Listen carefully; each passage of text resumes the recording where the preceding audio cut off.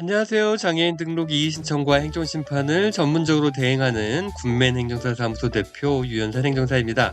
네, 오늘은 지적장애 이의 신청 사례를 하나 소개해 드리겠습니다. 지적장애와 ADHD, 즉 주의력 결핍 과잉 행동 장애가 함께 있는 장애인 사례입니다. 이렇게 ADHD가 있는 지적장애인은 장애인 등록이 더 힘든데요. 왜 그런지는 앞으로 몇 개의 사례를 통해서 더 자세히 설명드리겠습니다. 오늘은 그 중에서 특별한 사례 하나에만 집중해 보겠습니다. 이 장애인은 어릴 때부터 발달이 더뎠습니다. 7살 때 받은 지능검사 결과 전체 지능지수 60이 나왔고 더불어 ADHD 진단까지 받았습니다. 그런데 장애인 등록을 바로 신청하진 않았습니다. 장애인의 부모님은 자식을 포기하는 것 같아서 또 앞으로 치료받으면 나아질지도 모르니까 지적장애인 등록을 꺼린 채 일반 중학교까지 마치도록 했습니다. 많은 지적장애인 부모님들이 이런 선택을 하시죠. 그런데 장애인은 중학교를 졸업하고도 전혀 나아지지 않았습니다. 그래서 부모님은 장애인을 인문계 고등학교에 보낼 자신이 없었죠.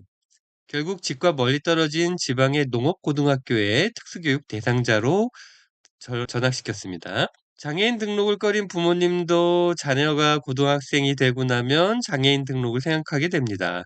최소한의 자립을 위해서는 직장이 필요한데 장애인 사업장이 아닌 일반 회사에 취업하는 것이 불가능하기 때문이죠. 이 사례의 부모님도 자녀가 고2 때 지적장애인 등록을 신청했습니다. 그러나 장애인은 국민영문공단 심사 결과 장애 정도 미해당 판정을 받았습니다. 가장 큰 이유는 여기 장애 정도 결정서의 심사 결정 내용에 나와 있듯이 2023년 검사에서 전체 지능 지수 71이 나왔다는 사실이 진료 기록에 드러나 있었기 때문입니다. 한 번이라도 지능 지수가 70이 넘는 기록이 있으면 장애인 등록이 아주 힘듭니다. 인지 기능의 최대치가 장애인 등록 기준을 넘는다고 판단하기 때문이죠. 이 장애인 역시 기록으로만 보면 이의 신청을 해도 인용되기 힘들었습니다. 이 장애인은 유년기부터 총 6번의 지능검사를 받았는데 다른 검사에선 모두 지능지수 60점대가 나왔고 2023년 딱 한 번만 71점이었습니다. 문득 의심이 들긴 했습니다. 혹시 71점이 나온 뭔가 특별한 사정이 있지 않을까? 그걸 입증만 할 수 있으면 이 신청이 잘 될 수도 있을 것 같은데 하고 말이죠. 장애인의 어머님께 여쭤봤더니 역시나 특별한 이유가 있었습니다. 장애인은 2023년에 대략 6개월 정도 ADHD 치료약 용량을 평소보다 2배나 높여서 처방받았습니다. 그의 지능검사는 고용량 ADHD 치료제를 복용한 상태로 치러진 것입니다. 왜 용량을 이렇게 늘렸을까요? 장애인의 부모님은 장애인이 고2에 접어들자 지게차 자격증이라도 따 놓아야 먹고 살겠다 싶어서 장애인을 독려했으나 매번 필기시험에 불합격했습니다.